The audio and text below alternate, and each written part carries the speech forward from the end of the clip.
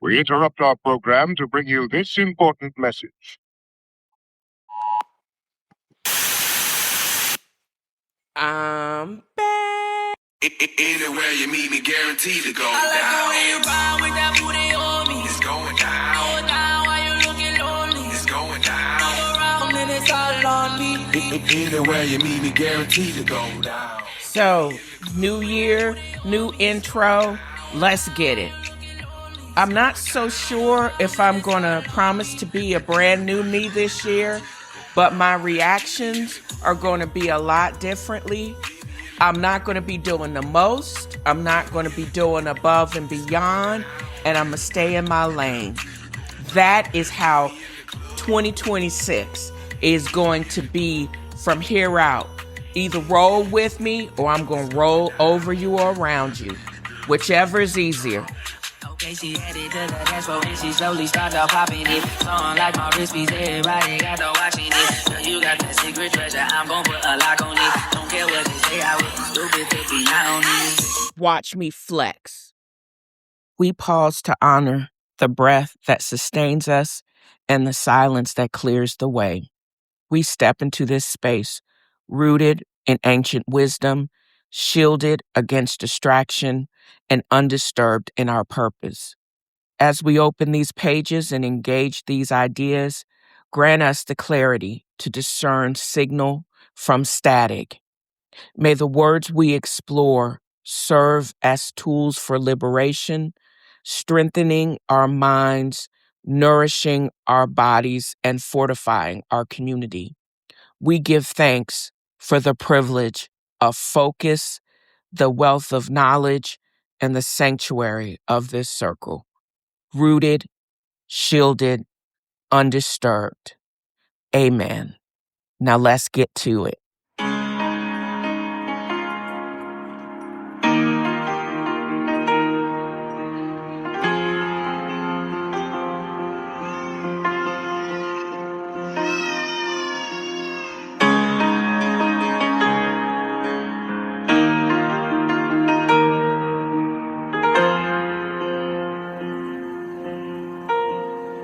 I'm still waiting for Banger to create my new song, Ode to Blessings. But I'd like to start this part out after the evil eye clearing dogs. One looks suspiciously like my dog Ethel, but I think all Chihuahuas look similar with their apple heads.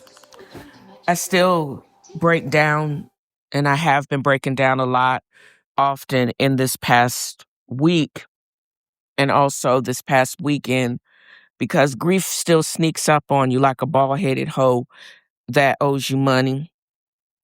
I don't feel I deserve to succeed because I failed Ethel. And I also failed my mother. She died in that ICU room at Virginia Beach General before I could fly back home, and realizing and being honest with myself that I had been running for years. But I wouldn't trade my time with either one of them. I got the honor to be loved by both of them. I just wish they didn't have to hurt. But I couldn't take away all that they gave and all that they meant to me. I miss them a lot. I wish I could have done so much more. I only hope I am worthy to be with them now. You got to tell people that you love them and show love to your loved ones. You got to tell them how much they mean to you. Put the petty stuff aside. Be present and tell them how much you love them. I don't know if I'm crying because I'm lonely or if I miss or if it's both. All I do know is it hurts in this moment. I can only tell you how much I feel happy about being alive. I'm so happy that I get to create instead of curing as being a physician. I'm happy about my experience as a physician because it allows me to learn and to apply larger amounts of information. I get to see the beauty in the human body. I get to see the beauty in nature.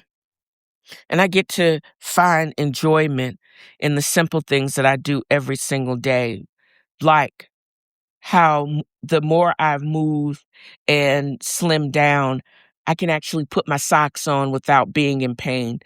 That's one thing that I didn't realize, that me sitting in one place all day, not moving around, not going up and down stairs, avoiding going outside and not walking too much because of pain and because I just didn't really want to be outside, is lying to myself that I really was more broken in more ways than one. But I'm getting back to some semblance of not being as such. And I'm finding the more I move, the more creative I am, and the more I get to look forward to. And those things are the blessings that I hope come across in the song that I'm getting ready to drop. And join me in this journey and hit me up in the comments section or send me a DM on wherever you listen to this podcast, how you think that song is. Bang it or toss it. I'll take it either way, but I'm still going to sing it. How about them apples? Oh, yeah. Oh, yeah.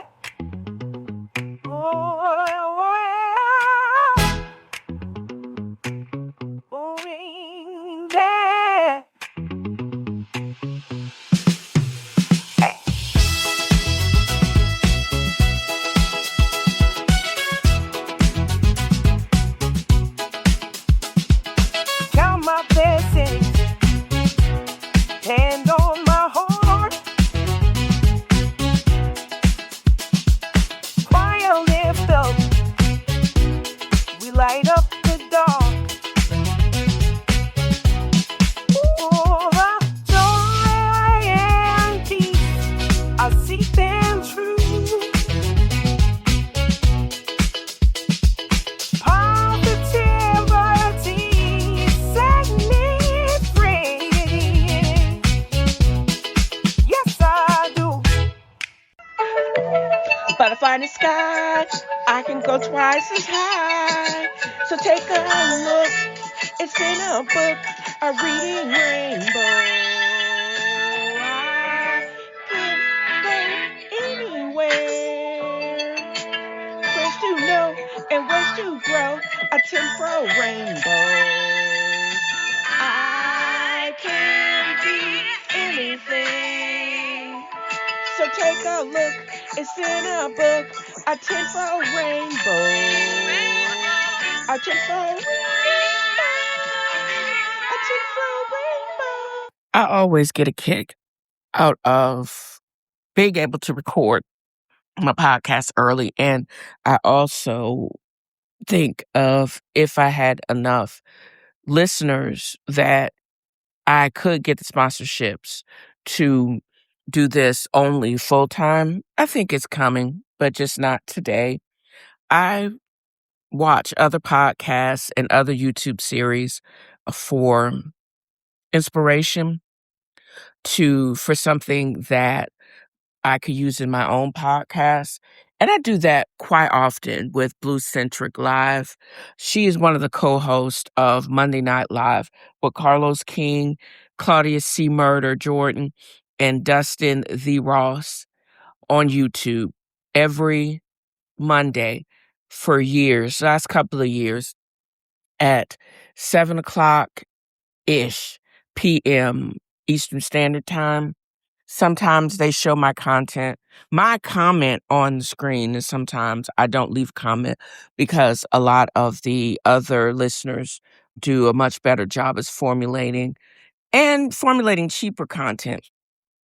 But this is one time that I watched or listened to Blue Centric's live last week when she was doing a deep dive in some chick that says she's not a trap wife, but she's been weaponized as whatever that is by the right-wing maggots. She mentioned something that I didn't know that I should have been more mad about. And then I just didn't get mad. I got knowledge. That's two different things. Sometimes these maggots try to keep us on 20 and upset to deflect from what's really going on. And I didn't realize that every time that a white person says, oh, we're one day closer to being locked up in Gilead, and if we're Black, relegated and deported as the children of Ham, referring to Margaret Atwood's bestseller and top-rated Emmy-winning TV show, that there's certain things that can become true.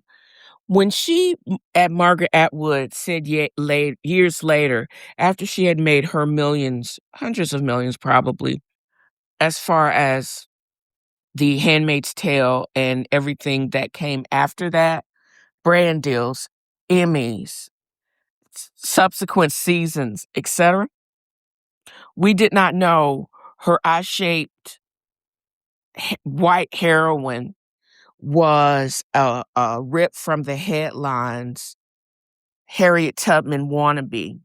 Once you realize that, you can't unsee it, and then you get really pissed off, because that day of the white world and dystopia moving towards Gilead is Tuesday for the Black and indigenous people that she ripped those scenes from. Margaret Atwood co-opted Black liberation and twisted it into an underground railroad where June Escapes is her basically bastardizing our Black suffering and our generational PTSD. There's nothing about the stripping of bodily autonomy, forced reproduction, and state control that are futuristic. Dude, we already did this shit. How do you think we survived in this country for over 200 years? How do you think we survived in the diaspora, the Portugals of it all, where they just outlawed slavery in one of the islands, beautiful islands, off of the coast of Africa in the Indian Ocean? Girl, Gilead has been here. Y'all created it.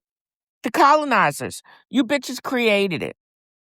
Hulu's post-racial casting flattened systemic oppression into a single axis gender, erasing Atwood's original text, Gilead as a white supremacist ethno-state, and relocating the children of Ham, and ignoring how reproductive control is explicitly racialized.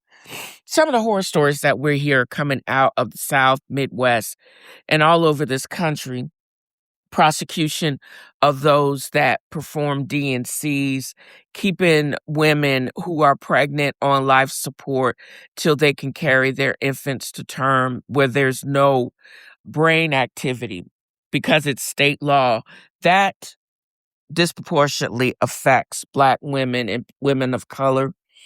Not because it means anything and it's the right thing to do. It's just, but where is everybody going to be when that child actually is born and the family is left with the massive, crushing medical bills of keeping a vegetable on life support as a human incubator? And when that child comes out and needs milk. So I don't get it. The forced breeding, literacy bans, family separation, how Atwood repackaged slavery. We're seeing it on the border, and kids kept in cages. We've already done this. So I always wonder why y'all want to be slaves so badly. That's these white liberal women. And why can't you admit that books like Atwood perpetuate a serious fake feminist sexual trope where everything that we've already gone through and survived, you were trying to take it on for some type of racial superiority, and the lies that you tell to yourself and to us, you're just playing in our face, and you wonder why we're not walking to DC and shaking signs in solidarity to feminist movement because of the lies we've been told for centuries. Bruce Miller of the Handmaid's Tale, that is, chose a post-racial casting approach. He placed Black actors like O.T. Fag Hinton as Luke and Samira Wiley as Myra. They had high-profile roles, but they were also just Black sidekicks to the main white character energy. The show really didn't explicitly explore white supremacy of the source material to create an aesthetic of diversity. It basically stripped Gilead of racial targeting. They basically whitewashed it to be palatable to a wider audience. This is classic white feminist move. They flatten systemic oppression into just a single axis. That's being a white girl, while ignoring the intersectionality. In the real historical archives, chattel slavery, the forced sterilization of Black, Indigenous, and Latino women, think of that dude that was doing unnecessary hysterectomies in those centers where illegal aliens were actually held. The rollback of Roe v. Wade, the illegality of even medically necessary abortions. The show erases race to make white women the central generalized victims of an abstract fascism, making it feel less like a realistic historical reflection and more like a white anxiety fantasy. Again, making it palatable so the maggots will watch and then weaponize it. Atwood famously drew Gilead's legal and social horrors she said from real history. Compulsory childbirth, forced separation of mothers and infants, public executions, those salvagings I'm sure they talked about in The Handmaid's Tale, and wearing the identifying clothing, those pilgrim hats and the red cloaks, and why women were not allowed to read. Every single one of these horror was codified into law against us, Black women in American South, and just in general, in a very apartheid-centered America. Enslaved women were stripped of legal rights over their bodies. We were raped to produce labor and forced to watch our children be sold away. And for years, decades, we were forbidden from learning to read. Because if you can read, you have self-agency, and a slave cannot know self. Atwood repackaged the actual historical realities of Black women's lives under American slavery, placing them onto middle-class white women in modern Massachusetts, and marketed the result to mainstream audience as a future warning. But again, it was just Tuesday to us. This white feminist fever dream is that white women in this narrative only recognize these systems as dystopian when they're applied to them. When those exact mechanisms were actively building the economic foundation of the U.S. at the expense of Black women, it was just standard legal practices. How soon they forget. And even though I got tired of this, the colorblind Gilead trap, I got tired of explaining this to my the narrative. I always had to try to explain why colorblindness is a slap in the face of someone that is a person of color or Black. Because, and this is why I be side-eyeing our so-called allies. Post-racial casting when you erase eugenics to prioritize white female victimhood. You make it seem like, oh, it's not about color. This is all about X, Y, and Z. Nah, girl. You knew what you were doing when you casted iPhone Girl as the heroine, white heroine of this story, of our story that you ripped off and then you repackaged to be palatable to a maggot. And you can't get away with that ish. You got to stand in it and be accountable for it. Now, so of course, when I was thinking about talking about how Atwood did such a horrible job at dystopia and who did a better job of this, of course you think about all that she did wrong, but who are the authors that actually did right? Fascism. Atwood frames the collapse of body autonomy as a sudden, unthinkable tragedy. And she puts it on white middle class life in New England. Maybe because she was a white middle class white woman. I get it, but it still doesn't make it right. She framed sanctioned pregnancy roundups and child stealing not as a new nightmare, but as a standard operating procedure. But then somebody already did this. This sounds like Edridge, whose 2017 book that I've been trying to get a copy of. Of course, they're not going to have it in Barnes and Noble, but it's going to be available with the link in my bio for my Far From Bill Street. And it took me doing this deep dive to find out who Louise Edridge was. In her Future Home of the Living God, she basically framed that same narrative through an Ojibwe protagonist, state control over pregnant bodies. This isn't some new fascism. This was 500 years of settler colonization, as well as those Indian boarding schools that were ended up finding out being killing fields and forced sterilization. We saw our First Nation brothers being relegated to poor lands where they couldn't support themselves. And then once they did bring life back to death and then built the Indian casinos and then found oil on some of the scrub waste, the white man tried to steal from them again. You can't make this shit up.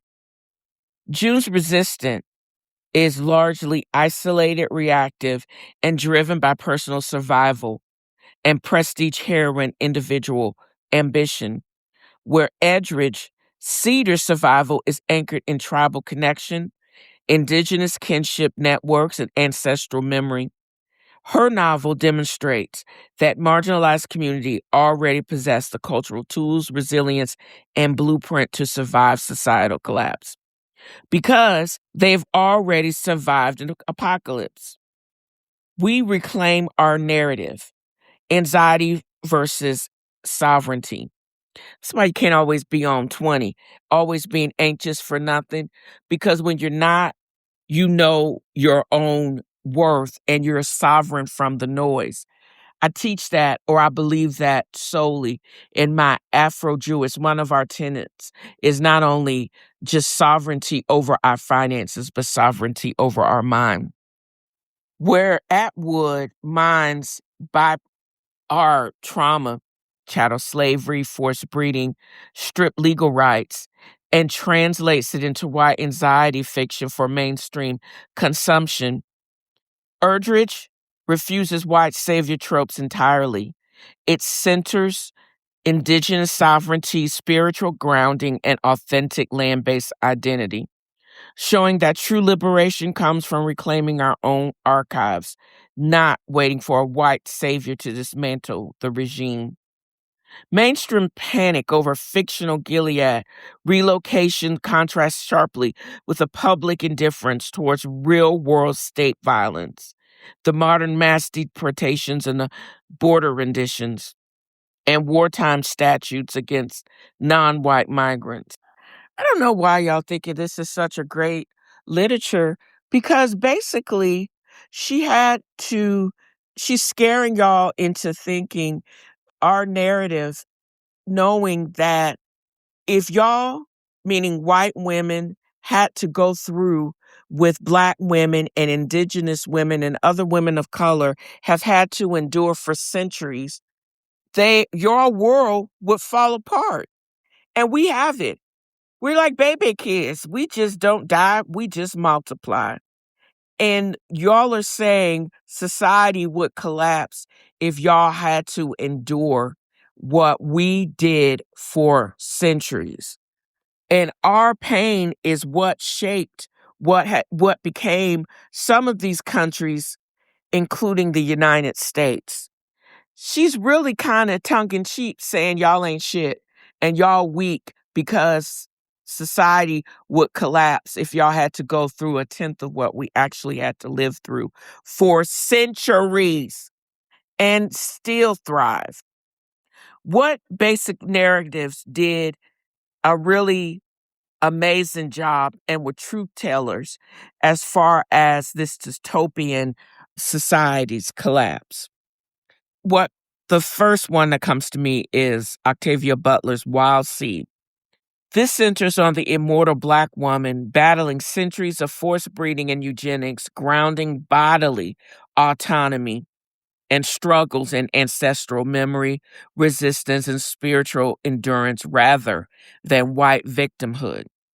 I think I read this or the first part of the Patternist series of a few months ago, and I just did not know how much Octavia Butler was so ahead of her time and the prediction of the travesty that is our current felon in charge. But it makes sense because when he was at his most shiniest and slimiest and slitheriest, she was just making a name for herself, and she passed on before she could see his pure narcissism go into fruition. But Louise's Erdred's Future Home of the Living God, where the protagonist rails against state control over pregnant bodies, is not new fascism. It was 500 years of oppression.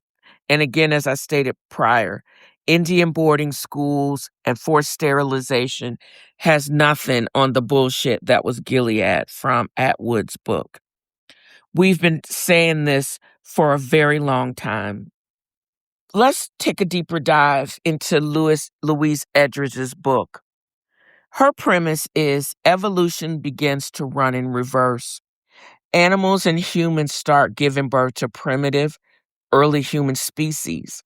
As society collapses, the authoritarian government militarizes pregnancy. Pregnant women are hunted down, rounded up, held in hospitals, and turned into state-owned incubators to preserve the human race. That means the whites. The protagonist, Cedar Hawk, songmaker, she is a pregnant First Nation woman, Ojibwe, trying to protect her unborn child. This is the ultimate counter-narrative to The Handmaid's Tale. Erdrich explicitly frames state control over pregnant bodies not as a new unthinkable fascism, but as a continuation of settler colonialism. Cedar knows that the U.S. government stealing children and controlling women's bodies is what they've always done to indigenous people, from the forced sterilization to the Indian boarding schools. It reframes dystopia as a standard colonial machinery, completely exposing the blind spots of white feminist speculative fiction. In Octavia Butler's, and I've just mentioned this, as for Wild Seed, there's centuries of forced breeding and eugenics. In Louise Erdrich's Future Home of the Living God, there's a state militarization of pregnancy in indigenous land. She proves that when the state turns women into incubators, it's not a new Gilead. It's just settler colonialism doing what it has done for 500 years. We live it. As I said, it's Tuesday for us. And people and white fragilism and hystericism and anxiety deflects from the fact that this shit has been going on in this country for hundreds of years. I can be proud and also ashamed of that. We just celebrated the 250th anniversary of these United States, but at the same time, ashamed that for a large portion of that, people that look like me actually were not free for most of it, completely against the whole premise of the Declaration of Independence and the preamble of the Constitution. If you want to understand why Atwood's framing feels so hollow to those of us who know the archive, you have to look at what happens when a storyteller actually writes from inside the lived history instead of just mining it for aesthetic weight. Louise Edridge's criminally slept on 2017 novel, Future of a Living God, on the surface, the premise sounds familiar. Evolution gone in reverse, society panics, an authoritative state starts hunting down pregnant women to turn them into state-owned incubators. But here's a difference. Cedar is an Ojibwe woman. When the government shows up to strip her of her bodily autonomy and steal her unborn child, she doesn't grasp like this is some unthinkable, unprecedented shock. She recognizes it immediately. To an indigenous woman, the state treating female bodies as a reproductive property isn't brand new Gilead. It's just a continuation of those boarding schools, of those forced sterilizations, and 500 years of settler colonialism doing what it has always done before. I don't need Margaret Atwood telling me what y'all have already done to our people. Those type of books are are weaponized to keep y'all on edge and also make you, and again, diverting from the actual real truths. And it's shameful. So you can have a seat. I'm not going to even post a link to your book, Atwood's book, if you want to read it in comparison, but I'm going to actually post direct links to both Octavia Butler's book, because she has her own section. And now knowing what I am going to know about Louise Erdrich, I'm going to post direct links to her book as well as create a whole other subsection highlighting all of the books that she's written since. She's not a one-hit wonder. She actually is an amazing author. And you please get into it and read what she has so brilliantly created for general.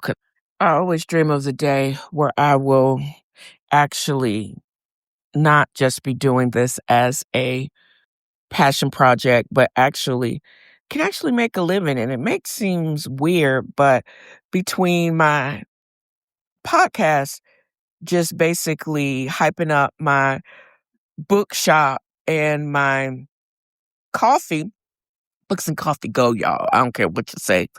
But also just the healing that'll allow you to read and to read to gain knowledge or to reset yourself, because that's what my retreat is about. And having the time and push to actually just being able to research all of these topics that I'm interested in and actually making them so that others want to take a deeper dive and to go on this journey with me is amazing. And this is what I've also learned. When you don't control your own narrative and the source or the archives of where you get your knowledge, you basically can't grow and help other humans. Because I realize is never before, or just like before, people don't want me or anyone that looks like me, Forda, Evans, big back lookalike. They want to erase what makes us us.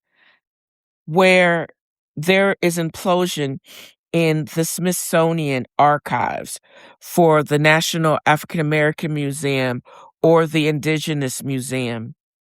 They would rather, which they actually have halted construction on that stupid ballroom, destroying what Benjamin Banneker and the First Fathers' vision of what was DC supposed to be. It pales in consideration. I always ask, why does Cricket Weave have such a hard on for former President Barack Obama? Because he knows with all of his bluster, Cricket Weave is not even worth Barack Obama's, the clippings of his pinky toe. And even if the pinky toe had fungus in it, Cricket Weave is still below the cuttings on the infected pinky toe cuttings. And that's pretty low. That is what I think of that dumb ballroom and the natural history and the first architecture of the White House. That is what I think of that fool, frozen face bitch destroying the rose garden. You destroy what you don't understand or what you envy. It's not like you had to get out there with clippers and clip them bitches. Girl, bye. When you step into the National Museum of African American History and Culture, which I think there still is a waiting list to get in, or the National Museum of the American Indian, you aren't just walking into decorative or curated prestige or some myth making. You're walking directly into the living record of survival, strategy, and sovereign truth. The reason is that ballroom is going to be stupid and not representative of anything and hollow, echoed, where you could actually see where they cut corners, is because it doesn't mean anything. The National Museum of African American History and Culture is the literal architecture. You start in the underground concourses. You stand face to face with the transatlantic slave trade, chattel slavery, codified Jim Crow, and the actual iron shackles and freedom suits and resistant artifacts. You ascend through history, moving from the systemic oppression into overwhelming brilliance of Black cultural and political and social creation. I have not been to either one of these museums, but I have been to the National Holocaust Museum. There is a reverence, and the rotting leather of the shoes of all of the women and children and men that from the Jewish people that did not survive the Holocaust was a stark reminder of what you do when you let fascism run wild. The National Museum of the American Indian was designed in direct consultation with the tribal nations, where Kasota limestone building breaks away from the standard colonial architecture. It houses hundreds of thousands of living cultural items, archives, treaties that were mostly broken by the white people, and grounding its narrative into contemporary indigenous sovereignty, proving that Native nations are not tragic figures of a distant past, but thriving, self-governing present realities. And that is why we don't settle for corporate warnings that only care when white comfort is on the line. We read to honor the real archive, to remember what our ancestors survived, and to build futures rooted in our own sovereignty. So that's why I'm going to insist that you grab your own copy of Future Home of the Living God. Clear off a space on your shelf that actually reflects true liberation. And we need to keep reclaiming these narratives together. Until next Sunday, keep your coffee warm, your mind sharp, and your bookshelf intentional. And this is Tenfro is Reading, signing off. Peace.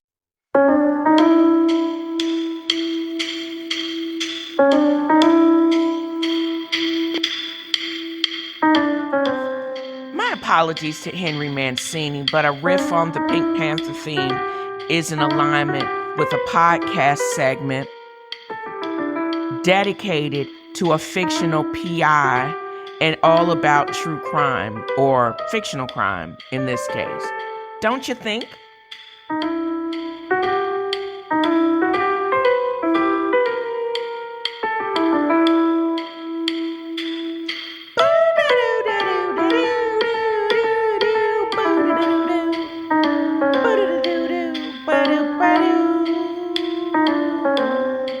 So I get to create bangers on AI by using an AI assisted recording device, and it's actually pretty cool. I'm not as off key as I usually am in real life, so there you go. But I'm also going to expand upon a blog post in my upcoming post on WordPress, and it's the security and scams and protecting your perimeters, lessons from the flight line and archives. You know, if I can truly say, at one time, I actually was really proud to be a part of the Air Force. I didn't quite understand what it meant to serve. All I knew is I was a captain, and then I outprocessed as a major. And it's still in your bones when you reflect back, because you reflect back and you remember not just the negative, but a lot of the positives. When I outprocessed at Pope Air Force Base, that Pope and Fort Bragg were literal cities within the city of Fayetteville. We were the neighbors of Fort Bragg. We were green ramps. You know the geographical and the psychological weight of that corridor. You remember the ghost of the Green Ramps disaster. You laugh at the historical absurdity of Braxton Bragg, a Confederate general so famously cuckoo and incompetent that he practically tried to court-martial himself during the Civil War. But history teaches us a fundamental truth.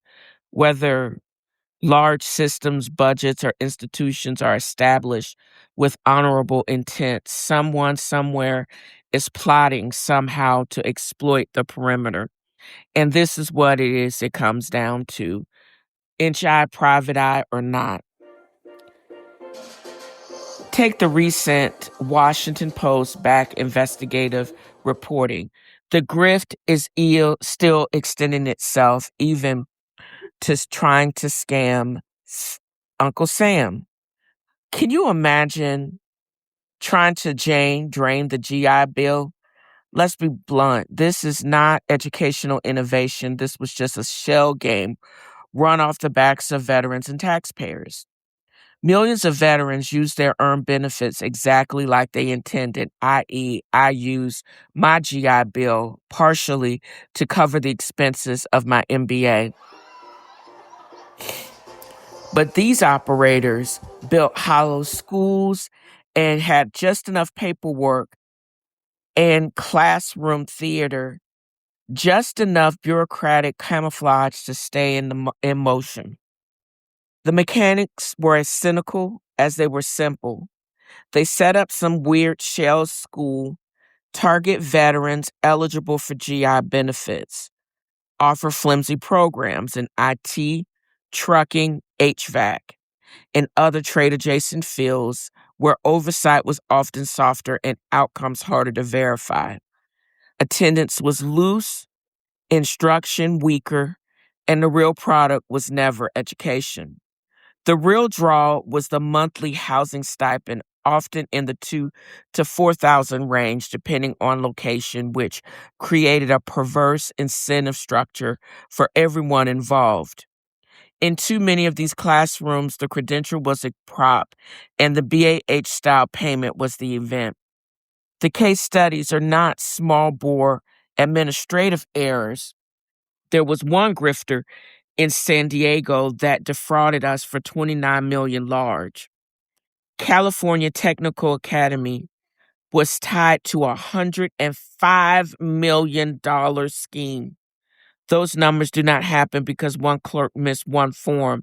They happen when Shell entities learn exactly where the seams are and discover that nobody with authority is seriously walking the perimeter. It's $100 million they could be putting into the Medicaid and fixing it, but I digress. And let's talk about the vulnerable flank. Unaccredited, and weakly supervised trade schools.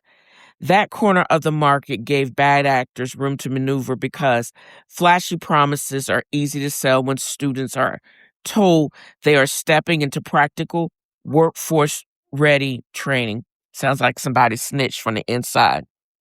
Too often, the training was threadbare, the standards were elastic, and the oversight from the VA and related approval channels was far too lax for the volume of money moving through the system.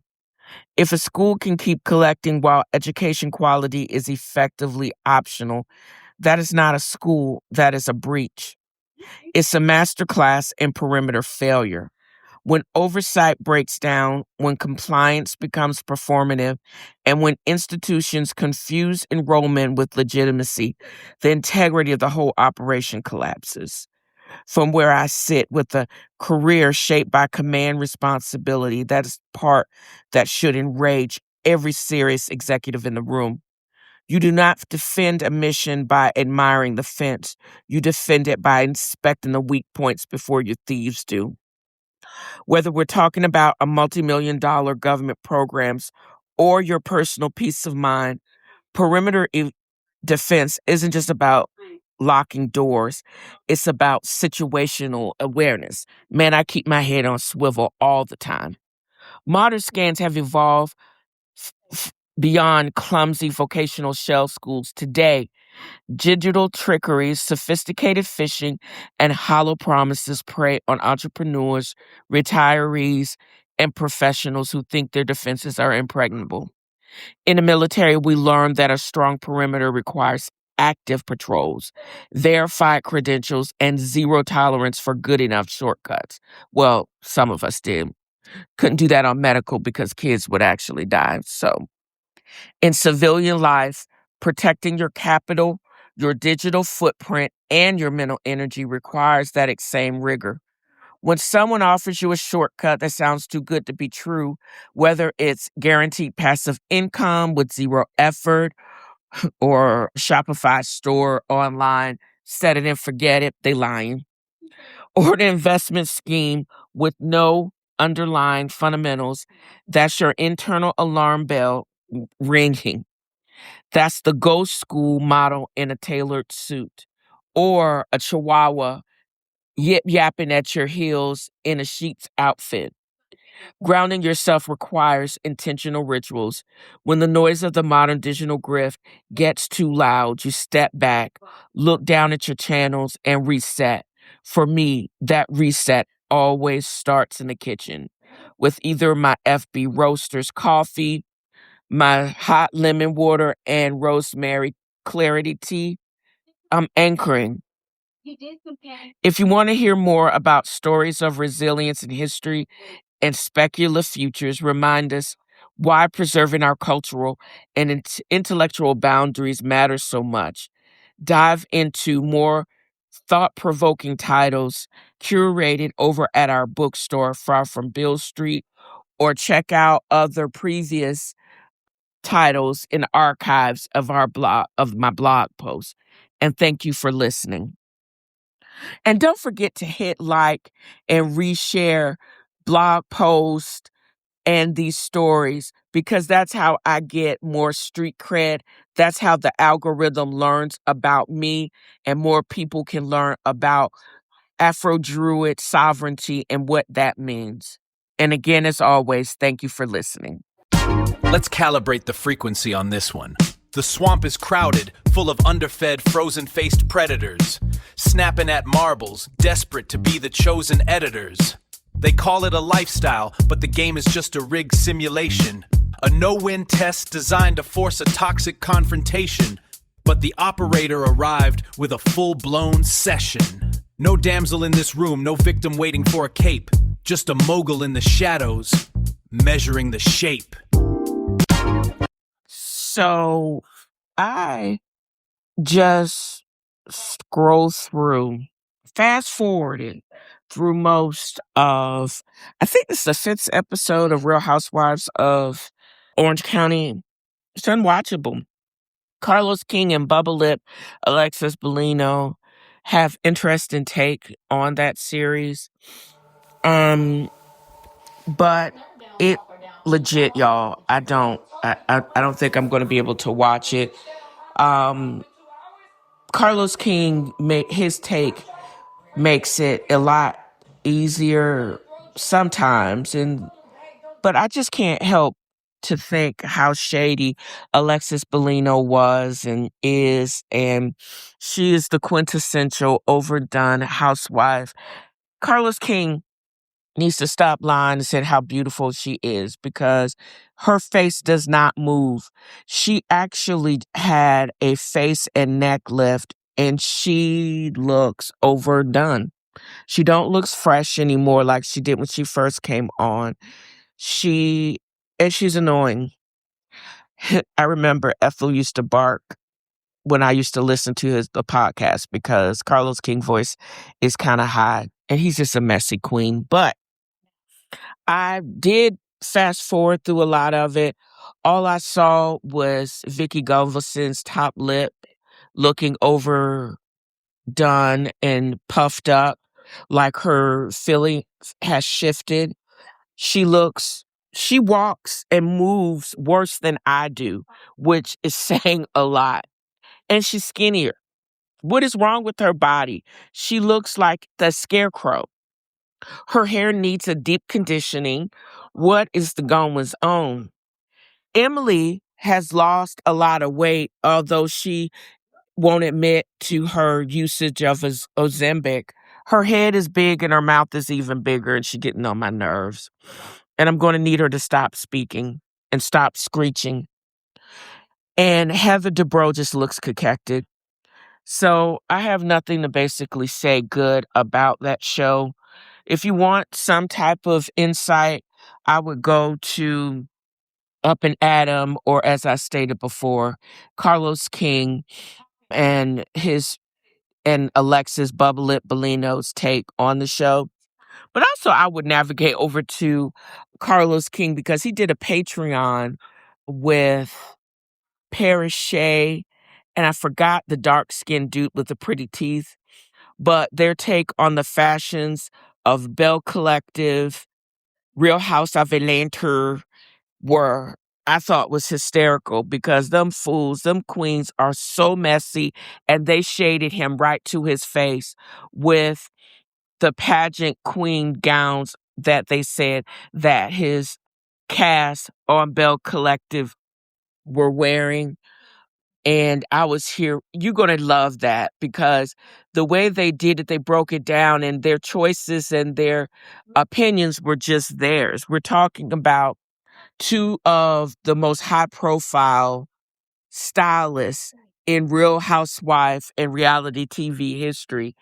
And I didn't know Paris Shea actually styled K Michelle before she even got on, even on Love and Hip Hop. So his list is long, and he seems to be also very messy, and I was here for it. I love their breakdown. I love their energy.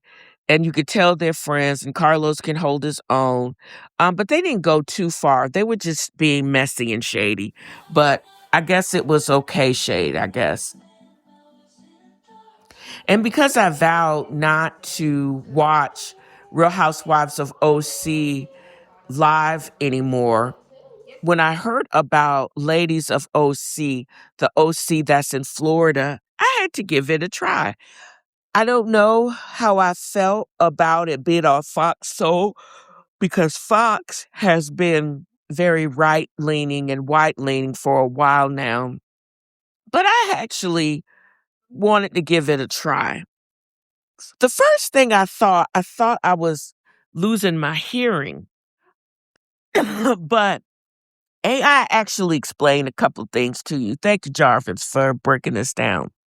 That's why I named my AI after y'all. Every main cast member on that show is listed as a producer, it means they essentially paid to put themselves on television for that producer credit. And I was like, well, if all the main cast can self-produce, who is telling them what to do? And they ain't gonna listen to anybody. It doesn't appear nobody is mic'd. I couldn't hear. I was like, wait a minute, what is the goings on? Nobody was mic'd, and my videos look lighting is better, and I create them in video. But it looks like that was shot with the iPhone 8, child, not even a 16. And their wardrobe was giving clearance rack at Ross. I'm sorry, y'all. I just was not impressed. They basically, this is an independent production, and it is obvious they did not have the budget, but they were used to fill airtime. They didn't have basic sound design, and the lighting just made it look worse than a community access show. I've seen the painting dude with the afro. His lighting was better than this nonsense. I didn't know who these women were. I was holding up a sign like Kenya Moore. Who is that hoe? Because the only one I recognized was Royce Reed, and I barely recognized her because, of course, Carlos King recently, in the last couple of months, interviewed her, and she's been off of our TV for years. She is from back in Basketball Wives, and she didn't even call this show out by name, child. But she's also known for the drama surrounding her custody fight with Dwight Howard. The rest of this cast are just local people from Orlando. They are Florida entrepreneurs, pageant queens, and self-made influencers trying to force a reality TV moment. There's Royce Reed. She actually has a really lucrative dance company called the Fantasy Riders, because she actually was a cheerleader. She reminds me a little bit of Shamia Morton, now Mwangi, but Shamia didn't marry a player. She married a rich Kenyan who actually can afford to buy a basketball team. I'm going to have to look that up because that's what they said in one of these episodes. There's Mimi. She is an Orlando radio personality, voiceover artist, and media mogul who probably just did some type of lifestyle show on one of the local Orlando channels, because I did not recognize her. And she was just acting like we all should know who she is, and she should be the face and leader of the group. I don't know who this hoe is. There's Marlena, who also is a local pageant queen, former Miss Florida contestant. I don't even think she even won Miss Florida, y'all. She's just not even like Kenya Moore, who actually won Miss USA, and Claudia C. Murder Jordan, who actually won. She was Miss Rhode Island. There's Tawana Jackson, trying to push the boss babe vibe, but her wig looked like she pulled it out and was fighting the old Kim of Zodiac for a Party City wig.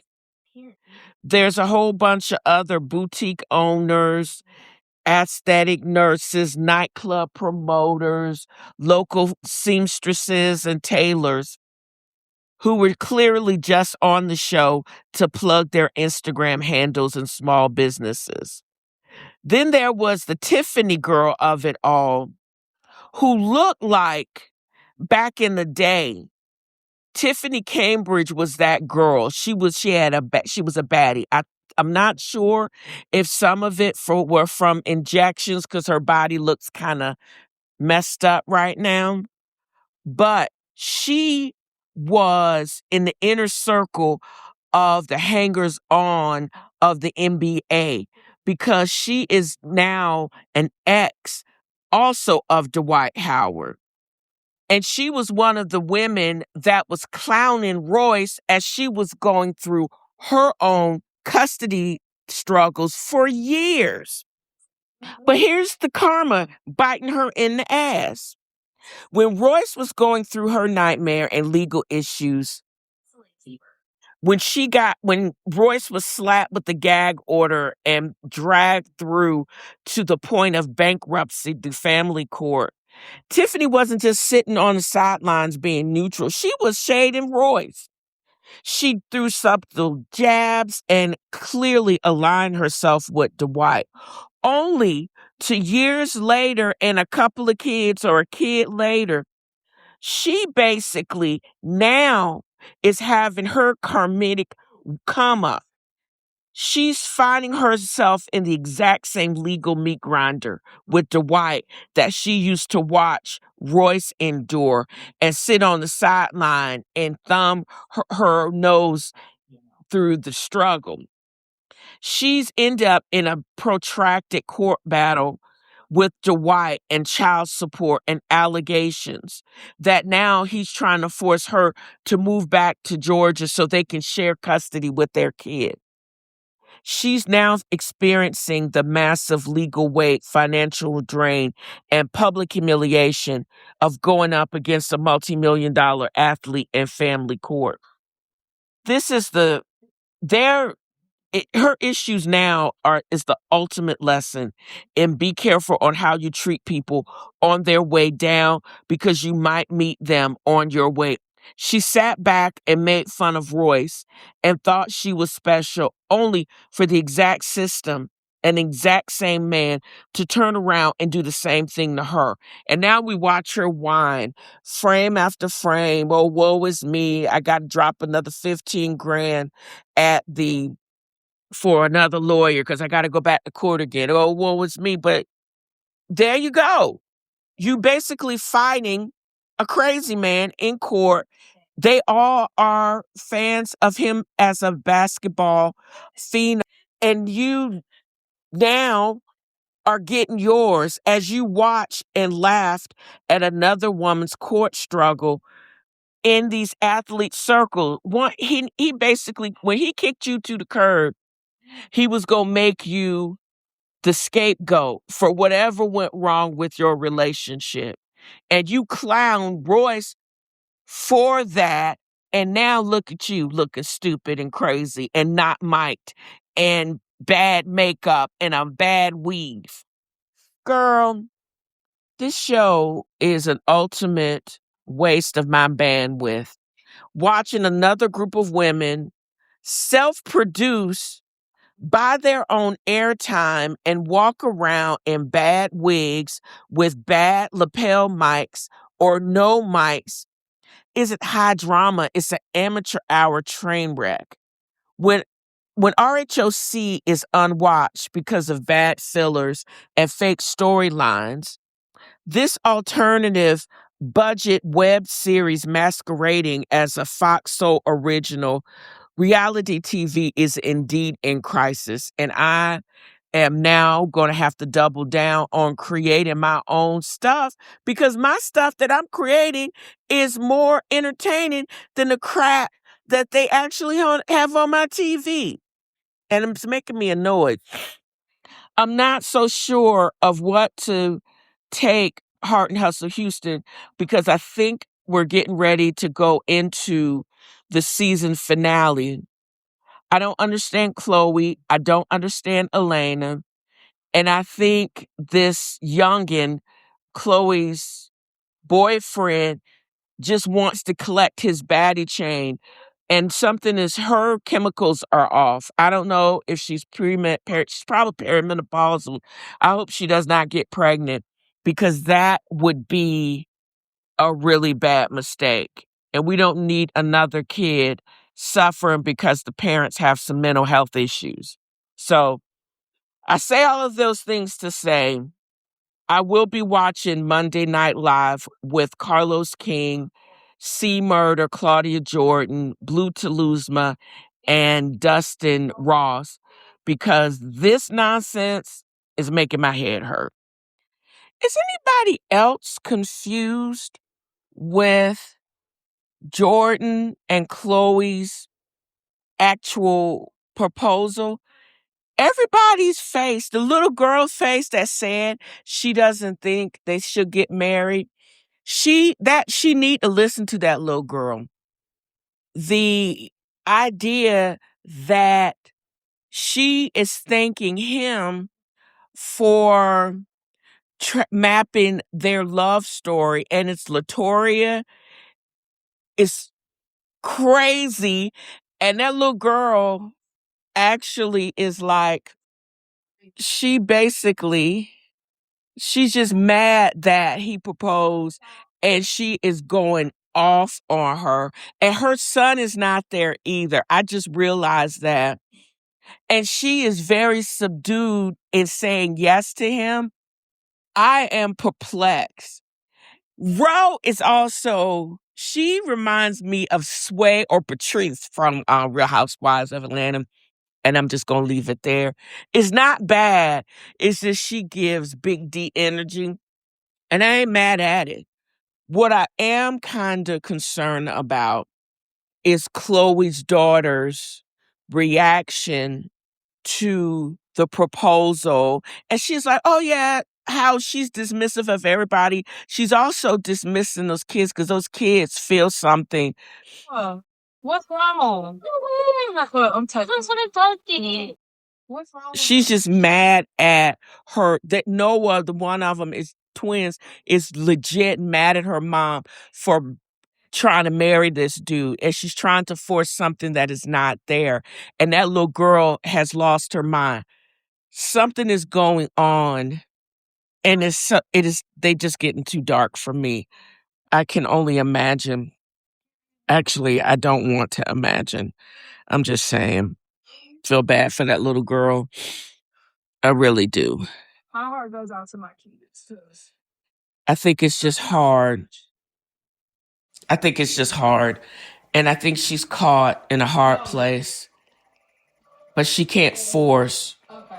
I didn't realize the two girls were named Noah and Nolan. She tripping. But anyways, it's the whole Heart and Hustle Houston is tripping me out.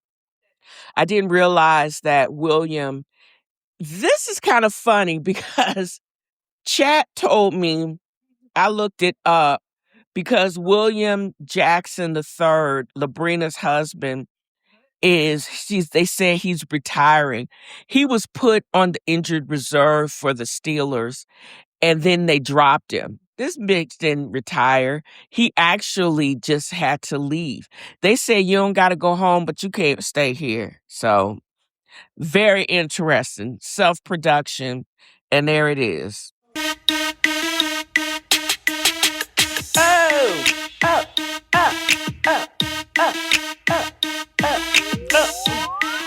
You can take the girl out of the hood, but you can't take hood music out the girl. But I'm going to end this with a word, just as I started this podcast. Do or do not do. There is no try.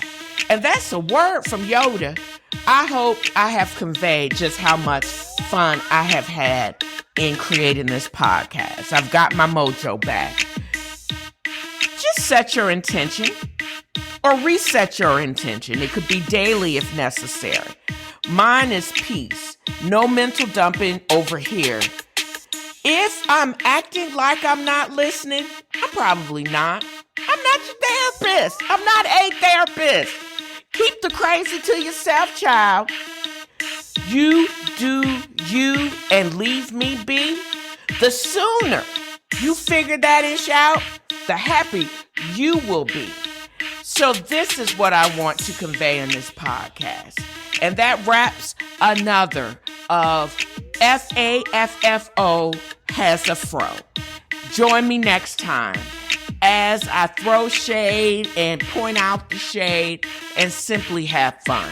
Y'all have a great new year.